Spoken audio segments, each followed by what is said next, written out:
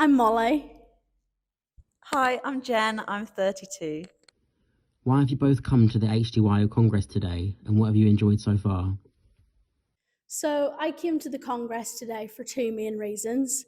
The first reason being professionally, I work in as a PhD student and I wanted to find out more about Huntington's because I work on a closely related motor condition, Parkinson's, and also personally because my mum is affected by this condition.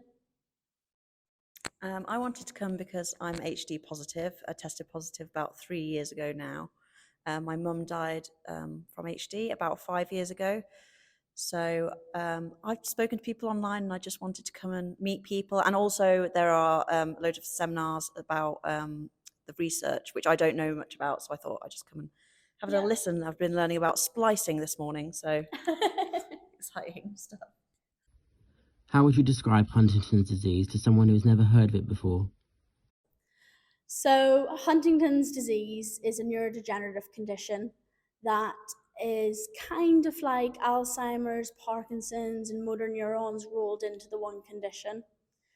So, it generally starts off with mood symptoms years before the actual motor symptoms become a problem.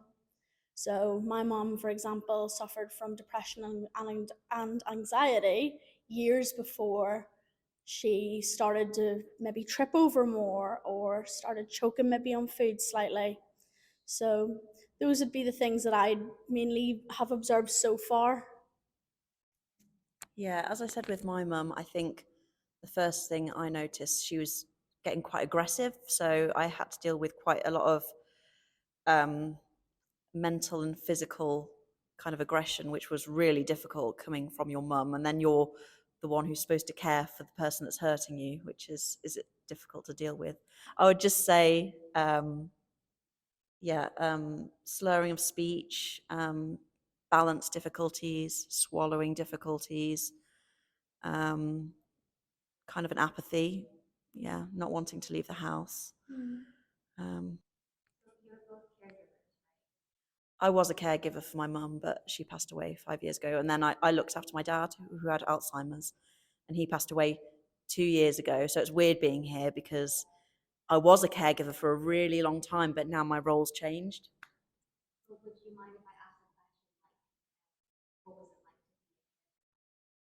It was really difficult. Like I just said, for both of my parents, not just my mum.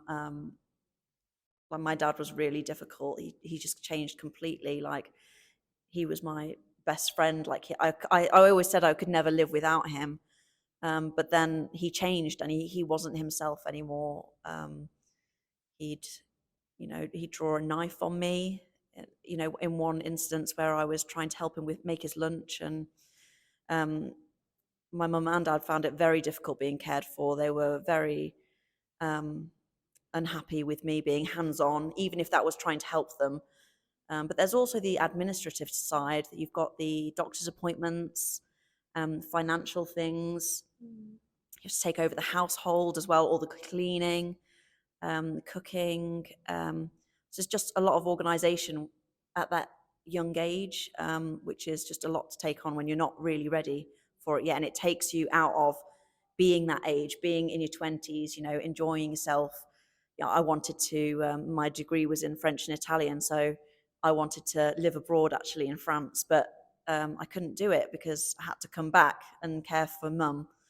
And there was no one else there to do it because it was just me, mum, and dad. So it kind of fell to me really. So that's what I'd say. I'm similar setup in that it's just me, my mum and dad. And my dad would be my mum's main carer while I'm doing my PhD in Birmingham. But I really, really want to go back home and just help him and support him because I can see how difficult it is. And I just want to do whatever I can to make it easier. How would you say Huntington's disease has impacted your life? It's affected my life because my mum started showing symptoms and we didn't know what it was because we didn't know that her mum was suffering with HD. So first we had to try and find out what it was that she was suffering from. She had problems with her walking, then slurred speech, she kind of looked drunk, and her driving me to school just started to feel really dangerous for me. So I pushed for getting a diagnosis of something, really not expecting it to be HD and for this whole other world and community to kind of open up before me. But yeah, I started my testing process in 2020 for family planning reasons. So it has helped me decide what I want to do there. So that's the main way.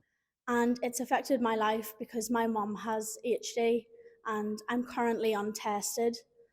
So throughout my whole life, I've kind of grown up knowing that she was going to suffer from this condition, and it's kind of slowly deteriorating.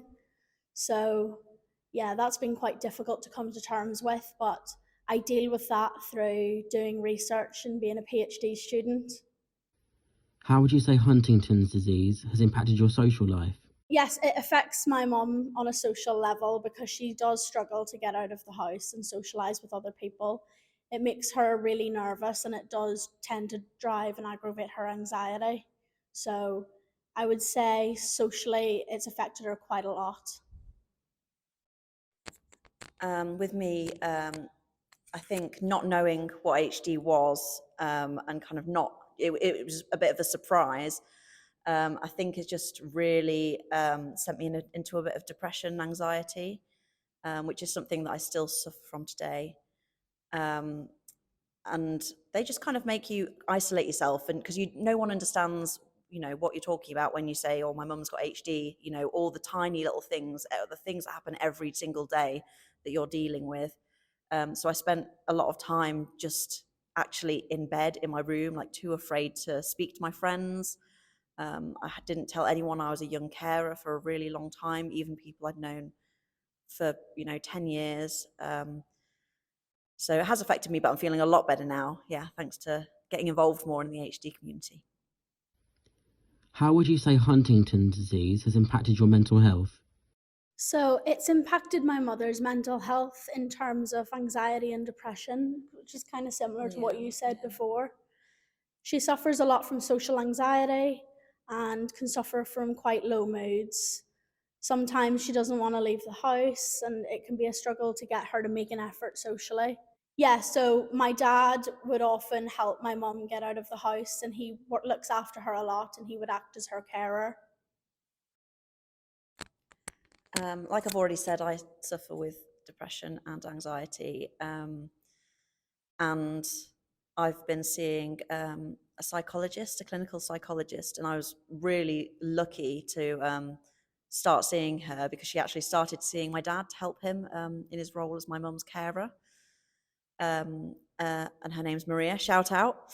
And I've been seeing her for 7 years now, and I honestly don't think I'd be here if I hadn't spoken to her and been in touch over all these years, because she's the only one that I still speak to that kind of knew both of my parents when they were alive and now knows me. So she's known my whole journey, and she knows how I get into my moods and how best to kind of navigate them. So yeah. Can I add something to that as well, actually? I think it's important to say that I'm from Northern Ireland and there isn't actually a lot of mental health support for people with Huntington's. And that's something that I really want to make people aware of. Because ideally, in an ideal world, we would have a neuropsychiatrist. But unfortunately, in Northern Ireland, there's only a neurologist or a psychiatrist. And a lot of the time, in terms of getting an appointment, psychiatry sends you back to the GP, and then the GP sends you back to psychiatry, and it's just a never ending cycle really of trying to get support for mental health. So I find that is definitely one big problem that we face in Northern Ireland in particular. What do you wish people could do to make your daily life easier? I think overall I wish that more people were understanding of the condition.